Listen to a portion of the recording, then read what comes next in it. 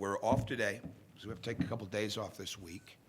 And yesterday was a practice that was good to have because we'd had 5 games in 11 days. And as much as we try to fundamentally improve in those practices, it's very hard when you're having that amount of games to go to the duration and go to the length of the intensity level inside of that duration that you want to get. And yesterday was very, very good for us to break that down, whether it was 2-on-2, whether it was countless sessions of 4-on-4, with competitive parts of getting 3 stops in a row for your team in there. And everything you do is about getting better at every aspect of it. Are we getting better shooting the ball, moving without the ball? Are we getting better with the rebounding? Are we getting better with our defensive coverages? Are we getting better at guarding the ball? Are we getting better with our help? And we spent a lot of time on that. A lot of time, and a lot of time on our interior defense, a lot of time on our guarding the ball. I think the biggest thing that our players will take from the other night is that, especially our young ones, I'm not sure that they truly understood the speed of the game, and I don't want to say that it surprised them, but I think the surprise is when you're really good and when you're young, you win a lot of games or you have a lot of success, the other team goes away. At this level, they don't go away. They do not go away. And this team had such an ability to play downhill that I think we learned a lot about that. And I think with the exception of Yogi, and he doesn't do it all the time, but when Yogi's truly in a downhill game, he's very hard to guard. Well, they had some different guys that were in a downhill game. And as much as we think we are, we learned a lot about it that we're not as much. And we've got to continue to get better at that. We did not handle the intensity of their drives as well. Our switching was sporadic, and the biggest thing that we wanted to do was keep them out of the paint, but at the same time not have to overhelp on threes. Until late, we did a good job on the 3. We did not do a great job of keeping them out of the paint. And then when the game was in the balance, we had some of those mistakes. We didn't block out a couple times. Late in the game, when number 10 made a 3 at the top, where we were never supposed to leave. We had the ball under control, and Nick ended up helping on the dribble, and we had the dribble under control, and we give up a 3 at the top of the key. One of the big reasons we led the league in three-point defense was because we didn't overhelp last year. When the ball was covered, we moved, and it took us a while to learn that. And I think it's important for all of us as coaches to keep that in perspective, that it takes a while for that to get done. Because this team had tremendous ability to drive the ball to create threes. And unfortunately, we gave them too many angles to get to the rim to finish shots. And in the bottom line, 55, we never matched his intensity. And we never matched his intensity and the spirit of toughness that he played with the entire night. And we knew that as coaches going into the game. We tried to get that across on film, but until they see it and deal with it. I mean, it's very rare that you have a player that plays that position that facilitates the offense all the different ways that he can facilitate it. But they're a very good team. They're one of those teams that all of a sudden it's the second week of the tournament in March and everybody's talking about them and they're everybody's favorite team to follow because they're exciting to watch. I mean, they could be that type of team. And the bottom line is, you don't want to lose, but you want to learn a lot from it. You want to learn from winning, and you better make sure when you lose, you learn a lot from that too. And that's what we're trying to get across as much as anything else. Big key points for us right now. We've got to get we've got to score more points in the paint, and at the same time, we've got to take away more scoring opportunities in the paint for the other team because we're just letting the ball get in there too much, too many different times. And I think it's going to be crucial that we do a much better job with that. And defensively in transition, we've got to keep getting back to find people. But the bottom line is we've just got to improve our ability to guard the ball, to keep it out of the paint, at the same time not become a team that overhelps and gives up threes, because in this league, then you will not win. Offensively, we can play faster, especially getting the ball out of the basket. When we just run and get behind the defense like Troy did, you saw the benefits of that. We get out and run the wings when the ball is moving the way that it's capable of. It's important. But again, looking at our youth of our team, especially with James and Rob, the learning lesson there is your defensive energy and being so locked in and engaged to what you have to do defensively. That's what creates your offense. I thought the SMU game and the Lamar game, James's defense, where he came out and again, nobody was playing what I would characterize as bad defense. We weren't as good. We gave up angles. We weren't as ready for that ball coming at us. Our switches, like I mentioned, weren't as good. We weren't as aware at times, especially when we went zone late. But the bottom line is we weren't as aggressive on offense as we needed to be either. You know, Rob having 4 turnovers and 3 or 4 of those passes were one-hand passes. That's not fundamental basketball. James wasn't as aggressive as he needs to be, looking for a shot, looking for the drives, things of that nature. Yogi, the game was giving us middle drive. They were giving us the rim. And you could look back and say we were giving them the rim, not on purpose, but they were giving us the rim.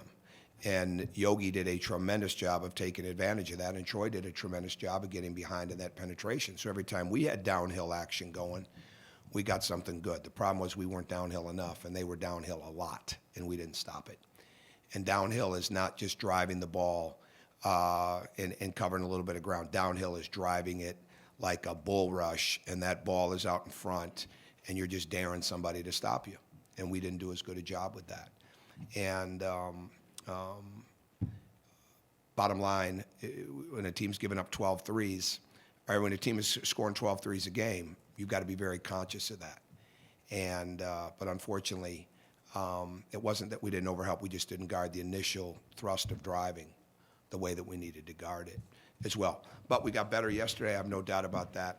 Today we'll be off the court, but do some road trip team bonding type of stuff. Tomorrow we'll be back at it. Friday night we'll play against a very hungry, hard-driving, tough-playing team that has 2 guys averaging 60 and another guy at 12, well-coached with Wes Miller, and outstanding staff. Mike Roberts is on that staff, who played here, had a very good career. You've got Dwayne Simpkins Jr., who played at Maryland, outstanding young coach. Jack Emanuel played at Carolina, played a little bit in the NBA. He's on that staff. So I got 4 former head coaches on my staff, but we don't want to play 4-on-4 or 5-on-5 against that staff on the court. But we're excited for that game and excited for a big crowd, and then get ready for next week.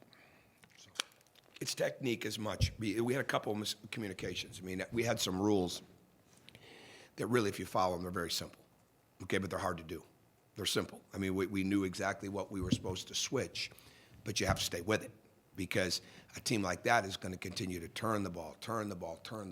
And if that means one guy's guarding it the whole time on that switch, well, that's what it means. And we didn't want to. We decided to diversify a little bit, you know, because we thought we had a better angle at guarding it, or, you know, I could get through it. That's not what you do, you know, when you have a game plan like that. And I think they've got to learn that game plans are built for a reason. Tim Buckley averages probably, on a scout like that, he's probably putting in 17, 18-hour days, as is Steve when he's doing his games, and Chuck when he's doing his games, and we're all spending time on that game and all doing our stuff. But those game plans are built for a reason.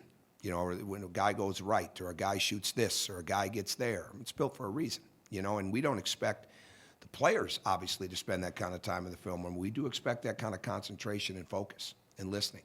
And it wasn't there as much the other night. And that's what we've got to continue to learn. It wasn't there because they didn't want it to be there.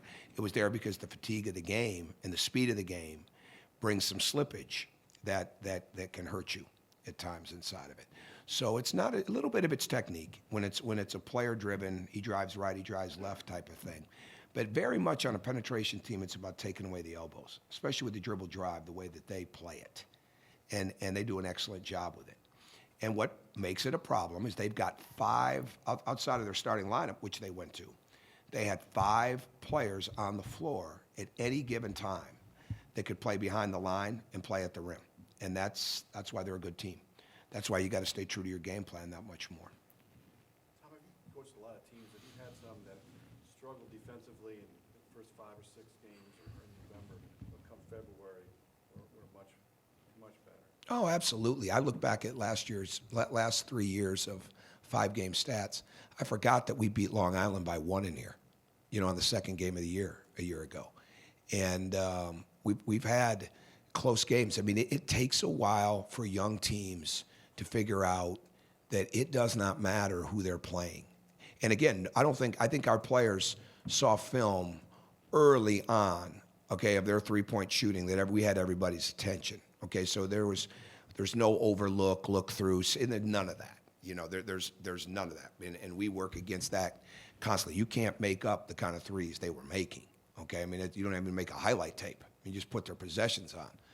But it takes a while for guys to understand, no, this is for real. I mean, and they're coming constantly. It was like a year ago when we played Long Island. No, that's the best assist guy in the country. All right, we've got to guard him at a high level, all right, and not overhelp because he's going to find people for layups and dunks and threes.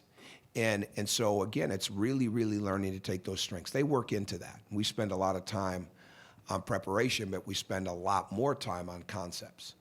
And we've got to continue to get that down. We've got to continue. We see the improvement. I mean, I gave an example. The defensive blockouts are improving, grabbing the 50-50s, grabbing two-hand rebounds. I mean, think about it. They don't have anybody on the foul line. They missed the free throw. We have two guys going for the ball. They both grab at it with one hand. Neither one of them gets it. It goes out of bounds, their possession. We give up a three.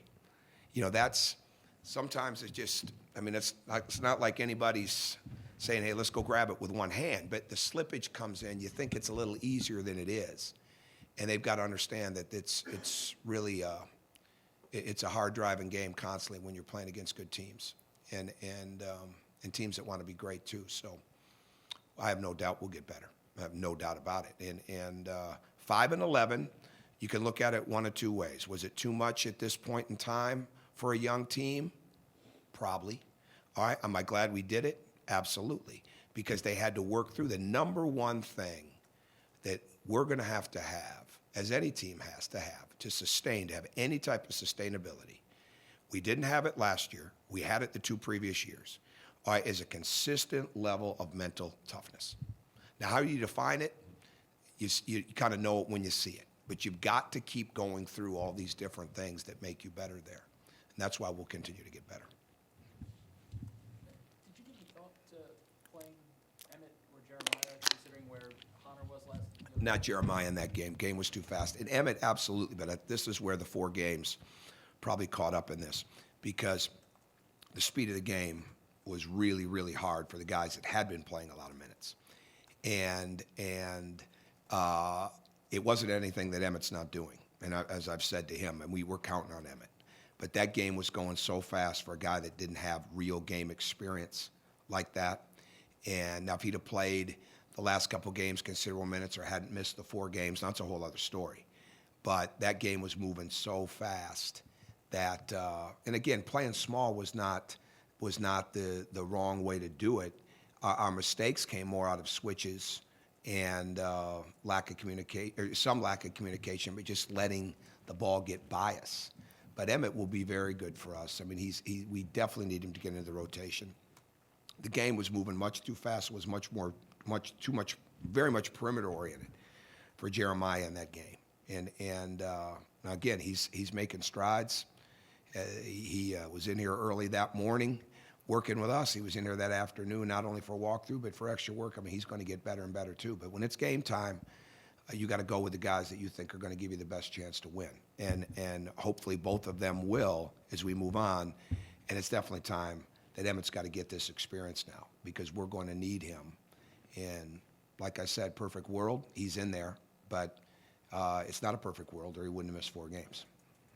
Last question, Zach. I guess in that same vein, I think Connor played 14 minutes. Mm-hmm. He said he had a much better second half than first half. But you've also talked about just that for a lot of different reasons, his first 2 seasons, he wasn't able to get a lot of court time because of Mm-hmm. fouls and inconsistency and some injuries and different things.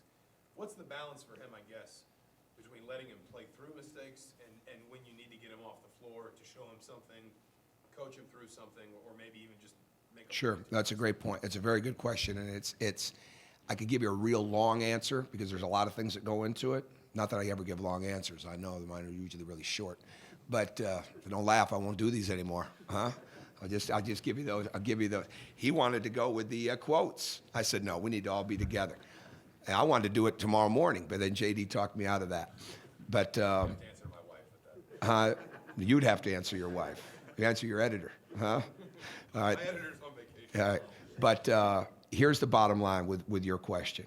When he's really playing hard, okay, like down in front of the ball, hands are up, not indecisive on is he going to try to get in position or is he going to try to leave his feet. There's a level of engagement that Hunter has when he's really, really moving and not overthinking. And then there's a little bit less than that when he's unsure. And he's got to grow through that. So does he need court time to do that? Absolutely. But there were times when the game was moving really fast inside of that the other night for him. And especially in the switching. I mean, we didn't start out the game in a full 55, which is everybody switches, but we wanted to get to that. But he didn't do a great job of plugging up that basket on penetration, early on in the game. And wasn't aggressive, I didn't think, as he needed to be. We've asked a lot of him. I mean, look at what's his career minutes compared to what he's played already. I mean, has he passed it? Yeah, I mean, so not making excuses. It's just, it's part of it. I mean, the 5 games in 11 days probably caught him a little bit too. But I thought he came back in the second half. I think, again, for him, that level of engagement and awareness is so huge that he can't get quiet. He can't get quiet in the game, and it's not about, doing this or doing that. It's coming out and absolutely playing hard. And hard means getting down, thinking about making plays, being aggressive, getting on the glass, blocking shots, but most importantly, being a presence. And sometimes he forgets that he's got a 7'6" wingspan. And sometimes he forgets to get down in that stance the way that he needs to. And I think when he does that, he's really, really hard to deal with. But he's he's hard to deal with when he gets down in that stance and he's playing with that length. And we've got to get him more and more consistent. But the number one thing for him has been his consistency of improvement.